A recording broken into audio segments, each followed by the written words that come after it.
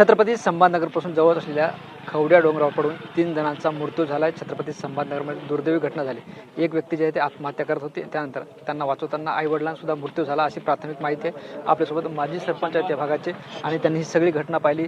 जो आत्महत्या करत होता त्यांना सुद्धा तुम्ही वाचवण्यासाठी विनवणी केली। हा सगळा घटनाक्रम कसा होता, काय बघितले तुम्ही? जवळपास हा मुलगा सकाळच्या 10 वाजेपासून डोंगराच्या कडेवर येऊन त्याच्या आईवडिलाला सांगत होता की मी आत्महत्या करीत आहे। त्याच दरम्यान मी 15 मिनिटात तिथं पोहोचलो। मी सुद्धा गावाच्या वतीने आणि सर्व गावाच्या वतीने आणि पोलीस कर्मचारी माझ्यासोबत होते। त्यांनी विनवणी केली, परंतु मुलगा हा काही ऐकण्याच्या स्थितीत नव्हता। त्याची आई सुद्धा तिथं होती आमच्या समोर, वडील त्याचा खाली होता। जवळपास हा नाट्य थरार 3 तास चालला साहेब। भरपूर विनंती केल्या पण तो मुलगा काही ऐकण्यास तयार नव्हता। धरायला गेलो तर तो थोडा जागा चेंज करत होता। फायर ब्रिगेड सुद्धा पदमपूर औरंगाबाद येथून बनसीलालनगरमधून आली होती गाडी। त्यांनी भरपूर प्रयत्न केले, जाळी लावली होती, परंतु त्याची दिशा बदलत होता, इकडं जाय तिकडं जाय। तर जाळीची सिस्टीम कमी जास्त होता, तो वेगळ्या बाजूला पडला। त्याच्या कारणाने त्यांना काही वाचू शकलो नाही। तो मुलगा जो तो काठावर उभा होता, तुम्ही त्याच्यासोबत संवाद साधत होते, हो, तो काय म्हणत होता? काही नाही, मला जागायचं नाही, काही नाही असं। त्याच घरगुती त्याचं काय असेल ते काही सांगू शकत नाही।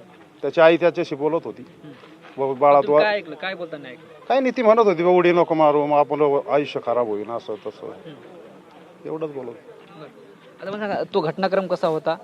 त्यांनी सुरुवातीला उडी मारली, नंतर वडील आणि आई सुद्धा तो काठीवर उभा होता, वडील त्याच्या खाली होते। काही वेळ त्याला खाली येऊन विनवणी करत होती। आई आमच्या सोबत तिथं होती, ती विनवणी करत होती।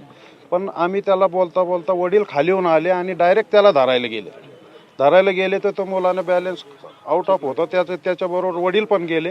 नंतर आईनं बघता बघता ती पण खाली उड्या मारून गेली। उडी म्हणजे बघायला गेली, ती पण गेली खालीच, त्याच्या पाठीमागच गेली।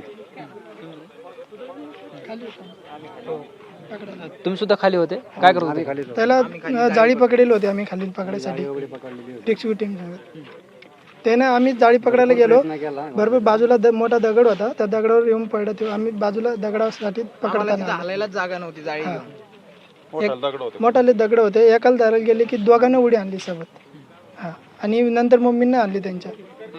हा, ते एका पाठोपाठ खाली पडले? सेकंदाचा फरक आहे। एक पहिले मुलांना आणली आणि लगेच वडीलने आणली, लगेच मम्मींना आणली त्यांच्या। आणि आम्ही जाळी पकडायला गेलो, ते जाळीच्या थोडे नॉर्मल बाजू पडे दगडामुळे मोठ्या, तिथे मोठमोठ्याला दगडे खाता नाही तिथे। जाळीवर पडले असते, वाचले असते? हा, जाळी पडे असते तर वाकडे असते, जखम झाली असते नॉर्मल, पण ते दगडावर पडे म्हणून त्यांचा मृत्यू झाला जागेवर। हा, आम्ही खालीच होतो। काय पाहिलं तुम्ही? ते वडील खाली होते त्यांचे, आणि आई आणि तो मुलगा वरती होता। त्यांचा संवाद चालू होता, वरती काय चालू होता ते आम्हाला तर एवढं माहित नाही। आम्ही खाली जाळी पकडून होतो रेस्क्यू टीम सोबत। तर मग नंतर तो मुलगा उडी मारायला गेला, त्याच्या वडिलांनी पण त्याला पकडलं असं बोलत होते, ते ऐकलंय आम्ही। आणि मग आई पण त्यांच्यासोबत मागं आली, ती माझ्या साईडलाच पडली होती, मी खाली जाळी पकडून होतो। बस कुठले होते, काय होते माहिती नाही, एवढं नाही माहिती। हो, निश्चितच आपण बघतोय हे सगळे प्रत्यक्षदर्शी होते, ज्यांना हा सगळा घटनाक्रम बघितला। आणि छत्रपती संभाजीनगरच्या खवड्या जे आहे ते हा माळ आहे, हा डोंगर आहे, या ठिकाणी अशी ही सगळी दुर्दैवी घटना घडली। एक व्यक्ती जे आहे तो आत्महत्या करत होता, त्याला जे आहे त्याची आई आणि वडील सुद्धा समजावून सांगत होते, मात्र त्याला अपयश आलं। या घटनेत 3घांचा मृत्यू झाला, हे सगळं आपण यांच्या तोंडातून ऐकलं। मात्र ही सगळी मंडळी कुठली होती याची ओळख अद्याप पटलेली नाही। कॅमेरा पर्सन हरीश नेगीसह ज्ञानेश्वर लोंढे, TV9 मराठी, छत्रपती संभाजीनगर।